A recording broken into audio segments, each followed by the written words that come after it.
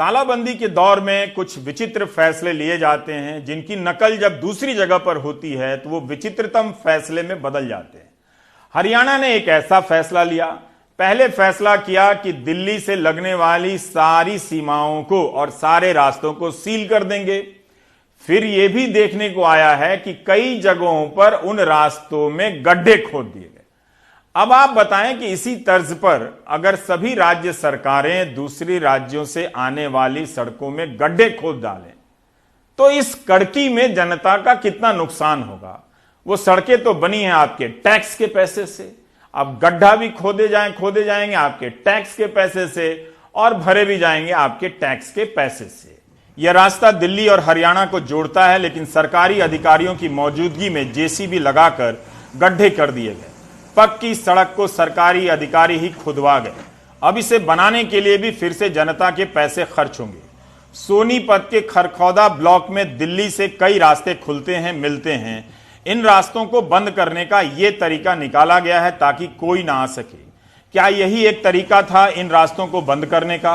हरियाणा सरकार का कहना है कि दिल्ली के सरकारी मुलाजिम और सब्जी मंडी जाने वालों से उनके यहां संक्रमण फैला है, इसलिए हरियाणा से दिल्ली में काम करने वाले कर्मचारी नहीं जा सकेंगे, सिर्फ केंद्रीय कर्मचारियों की छूट होगी। अगर दिल्ली से आने वाले लोगों को रोकने के लिए सड़कों में गड्ढे करना जरूरी है, हरियाणा का यह आइडिया कमाल का है, तो उस लिहाज से तो देश के सारे अंतर्राष्ट्रीय हवाई अड्डों में गड्ढे खोद दिए जाने चाहिए, क्योंकि बाहर से ही कोई संक्रमण लेकर भारत आया था। आजादपुर सब्जी मंडी में कोरोना से संक्रमित मरीजों की संख्या 15 हो गई है। शायद ये वजह रही कि हरियाणा ज्यादा अति सतर्क हो गया और इस तरह के फैसले लिए गए वहां पर। मगर दूर दराज के इलाकों में भी इसी किस्म के फैसले लिए जा रहे हैं। लोग आशंकाओं में, कम जानकारियों के कारण घबराहट में एक दूसरे के मोहल्ले को बांस से, दीवार से, पत्थर लगाकर बंद कर दे रहे हैं। रास्ता बंद करना कितना खतरनाक हो सकता है सोचिए। अगर एम्बुलेंस के जाने की जरूरत पड़ गई तो एम्बुलेंस वहां तक नहीं जा सकेगी। यह वीडियो चंपारण से विनय जी ने भेजा है। 2 गांवों को जोड़ने वाली सड़क को ग्रामीणों ने दीवार बनाकर बंद कर दी।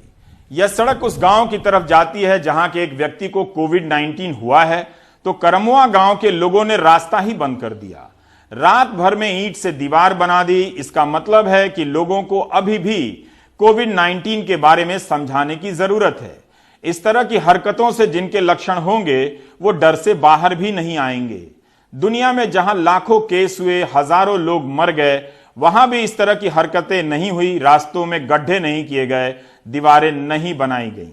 तालाबंदी को लेकर अलग अलग कल्पनाएं की जा रही हैं। बिना जानकारी और विचार के सबको कड़े निर्णय करने का चस्का लग गया है। कोविड-19 के कारण वायु प्रदूषण कुछ कम हुआ है और हवा साफ हुई है, तो बहुत दूर तक चीजें नजर आने लगी हैं।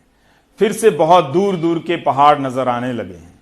जालंधर की छत से धौलाधार की पहाड़ियां दिखने लगी थीं, लेकिन 26 अप्रैल की शाम 5:30 बजे सहारनपुर में इसी तरह से हिमालय दिख गया।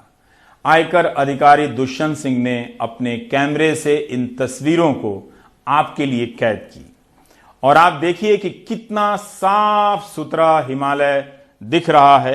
ये जो आप देख रहे हैं सहारनपुर की छतों से, वो गंगोत्री के 3 शिखर हैं। खतलिंग ग्लेशियर, माउंट भृगुपंथ, थलय सागर का शिखर, बंदर पूंछ के 2 शिखर आपको दिखाई दे रहे हैं और सभी चोटियां 6000 मीटर से ऊंची हैं।